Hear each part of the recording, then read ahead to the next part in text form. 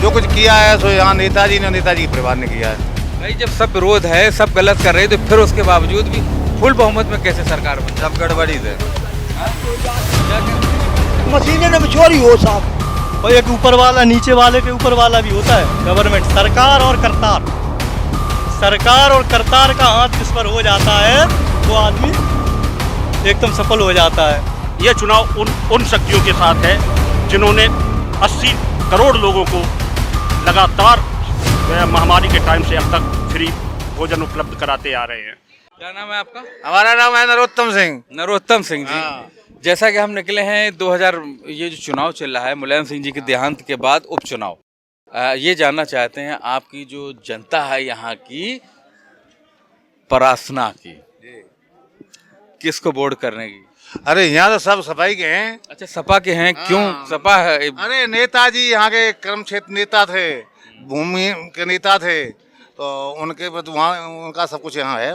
अच्छा अच्छा, नहीं तो है तो, लेकिन ये जो मौजूदा सरकार है इसने भी तो बहुत कुछ किया है समाज के लिए, जनता के लिए। यहाँ तो कुछ नहीं करो, यहाँ कुछ नहीं करो है। नहीं किया तो है, किया है साहब।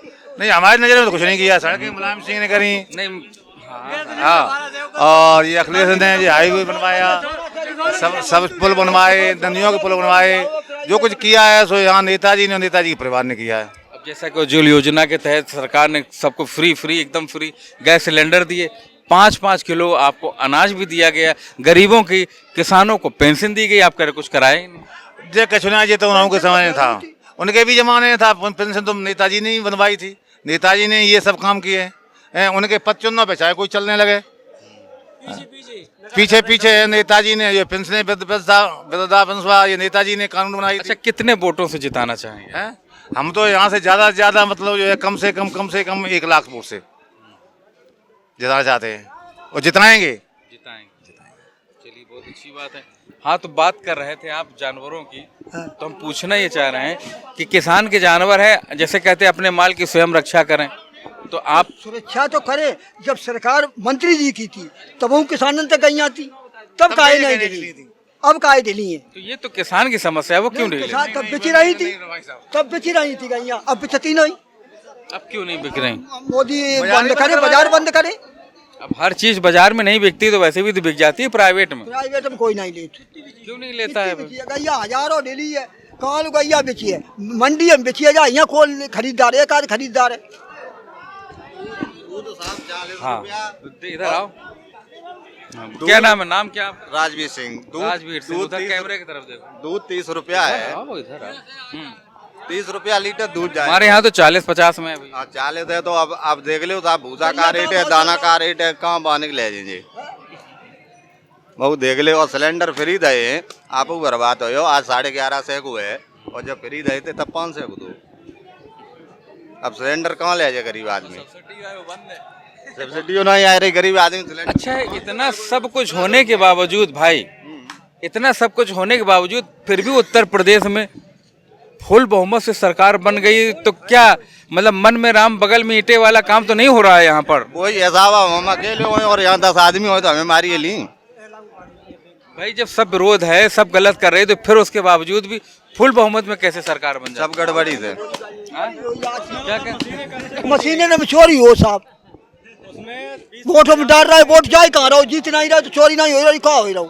ऐसा तो नहीं है कि आदमी कहता कुछ और करता नहीं साहब, यहाँ को वोट सब दे सफाई को, यहाँ काऊ नहीं दिया वोट। हमारी सीटें 20-20 हजार के अंतर पर आती थी, इन्होंने 20-20, 25-25 हजार की मशीनें कैप्चर कर दी।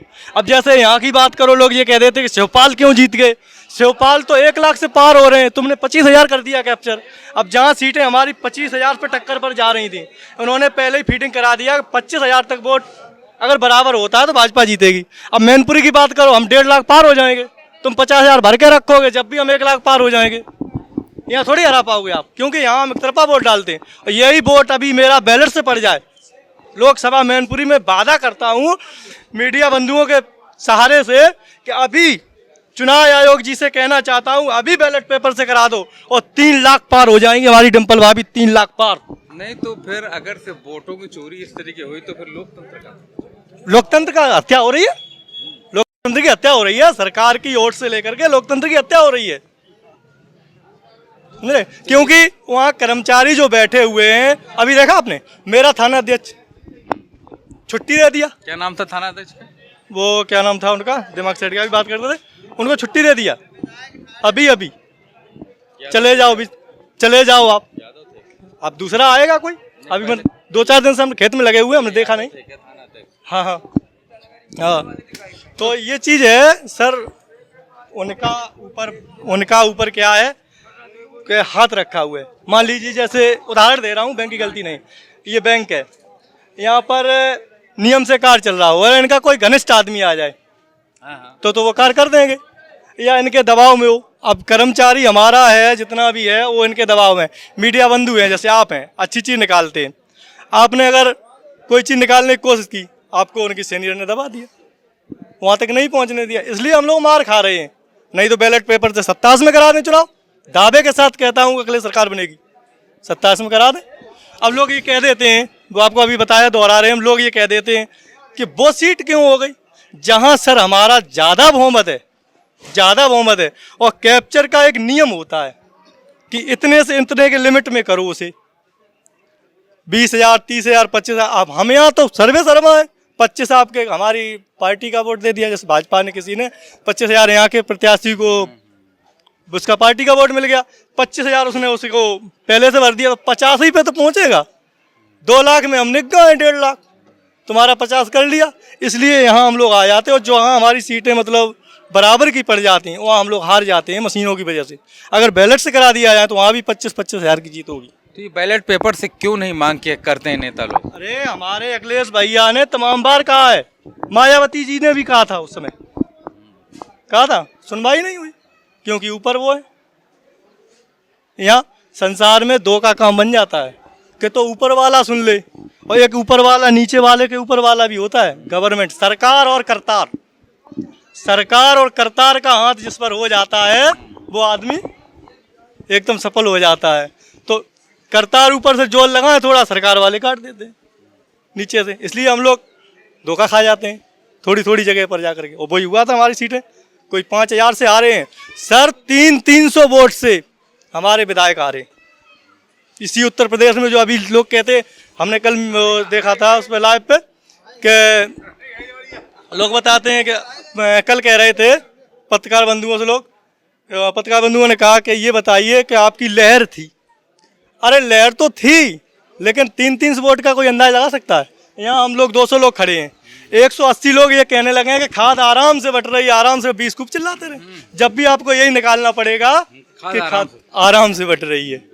बस यही हुआ था, हम लोग वहाँ तक पहुँच गए थे, पूर्ण बहुमत तक पहुँच गए थे, लेकिन कोई 1,000 से कोई हारना होता है। 1,000 से इस विधानसभा में पता लग जाए 1,000 वोट का, में कोई अंदाजा लगा लेगा?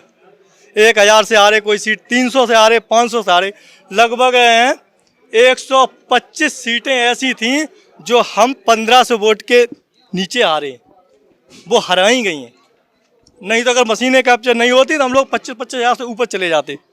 और 300 का आंकड़ा बताया था अखिलेश भैया ने, 300 के आंकड़े से पार होती, ये हमारा वादा था। अच्छा, तो अब की इस चुनाव में क्या सतर्कता बरत रही है आपकी पार्टी? अब हम लोग कार्यकर्ता लगे हैं, मशीनों को भी देखेंगे, जिस समय बूथ पर जाएंगे मशीनों को भी पहले ही सतर्क रहेंगे। हम लोग अपनी पोलिंग पे जाएंगे सुबह 5 बजे, मशीनें चेक कराएंगे, उसके बाद सील लगवाएंगे। जब हमारी मशीनें टावा खुलेंगी तो जो एजेंट बनेगा उससे सतर्क कर देंगे, उसको हम बता देंगे हमारे सिग्नेचर ऐसे है, इसको देख के मशीन खुलवाना। अगर सिग्नेचर डिफरेंस होते हैं तो आप मशीन को रुकवा देना, मैं खुद आऊँगा। जैसे अब वहाँ बूथ पर एजेंट हम लोग बनते हैं, जैसे ये हमारी न्याय पंचायत है, न्याय पंचायत के वहाँ एक ही बन पाएगा। अब न्याय पंचायत में हमारी मशीनें चल रही थी 10, सिग्नेचर 10 के, तो अब हम लोग उतना सतर्कता बरतेंगे कि कोई गलती ना हो सके। क्या कहेंगे अपनी पार्टी वालों से, हमारे चैनल के माध्यम से क्या सतर्कता लोगों को बताएंगे? बता दें। हम अपने साथियों से ये कहूँगा कि पोलिंग पर जाएं, विशेष ध्यान रखें, और वोट जो बूढ़े बाड़े लोग हैं उनको ले आएँ, घर से जो आ नहीं सकते हैं उनको आराम से वोट डलवा दें, और ज़्यादा से ज़्यादा हम लोग वोट डालने की कोशिश करेंगे, और सभी सतर्क रहें। सभी सतर्क रहें। हाँ, चलिए चाचा, आपका क्या नाम? तो ये थे, इन्होंने सभी पोलिंग पार्टियों को सतर्क रहने के आदेश दिए हैं और कहा है कि सतर्कता बरतना अति आवश्यक है। नमस्कार, आप देख रहे हैं PS न्यूज़ चैनल।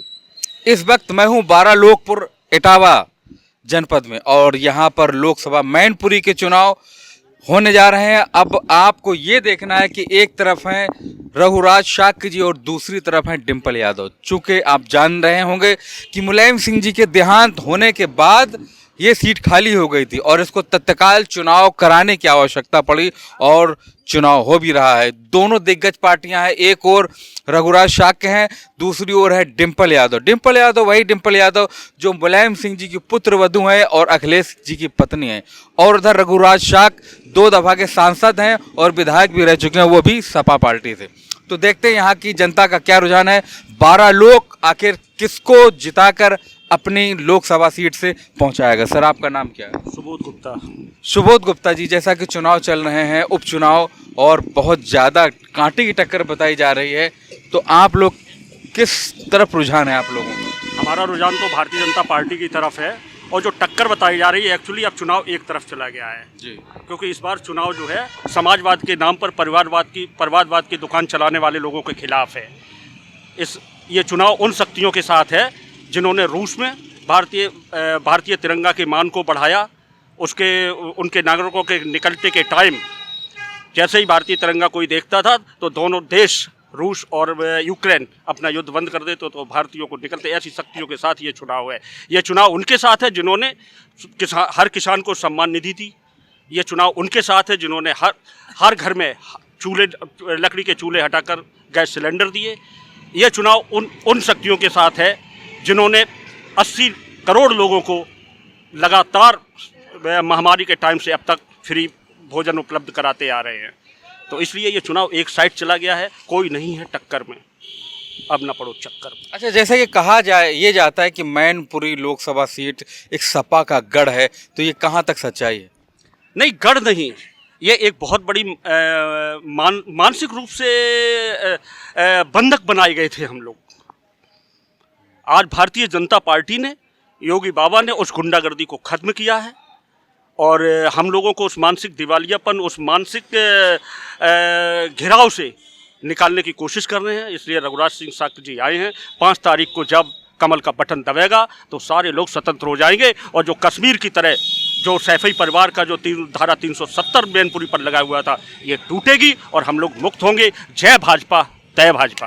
अच्छा, आप यहाँ से रघुराज शाक्य जी को कितने वोटों से जिताने की कोशिश करेंगे? नहीं, हम लोग बहुत मेहनत कर रहे हैं और मैं समझता हूँ कि जब भारतीय बहुजन समाज पार्टी और समाजवादी पार्टी का गठबंधन था तो माननीय मुलायम सिंह जी 90,000 वोटों से सिर्फ जीते थे। उस समय 1,25,000 वोट बसपा का पड़ा था और आज बसपा भाजपा के साथ है तो लड़ाई तो कहीं है ही नहीं। अब आप खुद ही समझ सकते हैं कि हम लोग कितनी बड़ी बहुमत से रघुराज शाक्य को जिताने जा रहे हैं, इसमें कोई शक नहीं है। अच्छा, रघुराज शाक्य जी जो यहाँ पर वोट मांग रहे हैं आप लोग, तो क्या एजेंडे से, किस तरीके से मांग रहे हैं? नहीं, एजेंडा सबसे बड़ा तो यही है कि गुंडागर्दी मुक्त क्षेत्र बनने जा रहा है, भ्रष्टाचार मुक्त प्रशासन, चारों तरफ खुशहाली है, सबके अच्छे दिन आ गए हैं, गरीबों के घर में अनाज भरा पड़ा है, किसानों की जेबें भरी पड़ी हैं। बुआई के टाइम पर जो किसान सम्मान निधि 6,000 की मिलती है ये तो अमृत का काम कर रही है।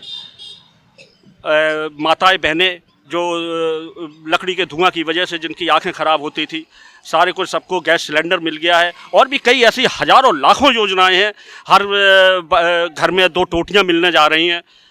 बाकी तो अच्छे दिन आ गए हैं और यही एजेंडा है। अच्छा, महंगाई के मुद्दे पर जैसे बहुत सारे जगह हमने विजिट किया है तो लोगों ने ये कहा है कि सर सिलेंडर तो हमें मिल गए लेकिन हम भरा नहीं पा रहे। कहाँ 300 से 400 रुपये का मिलता था, आज 1100 से 1200 रुपये का हो गया। इस बारे में आप कुछ प्रकाश डालें। नहीं, मुझे तो नहीं लगता महंगाई कोई मुद्दा है, क्योंकि महंगाई तो एक इंटरनेशनल मानक के हिसाब से आती और जाती है और अब कम से कम देश की जनता इतनी जागरूक हो गई है। कुछ हैं जो लोग अपने एजेंडा के तहत उंगलियों पे गिनने वाले लोग इस अफवाह को फैलाते हैं और मुझे नहीं लगता है कि कहीं की भी जनता अब और कोई भी नागरिक भारत का इस बहकावे में आने वाला है कि महंगाई, और मुझे कहीं से भी आवाज़ नहीं आती है। मुझे नहीं पता आप कैसे कहाँ से क्वेश्चन कर रहे हैं, लेकिन महंगाई इस चुनाव का कोई मुद्दा नहीं है।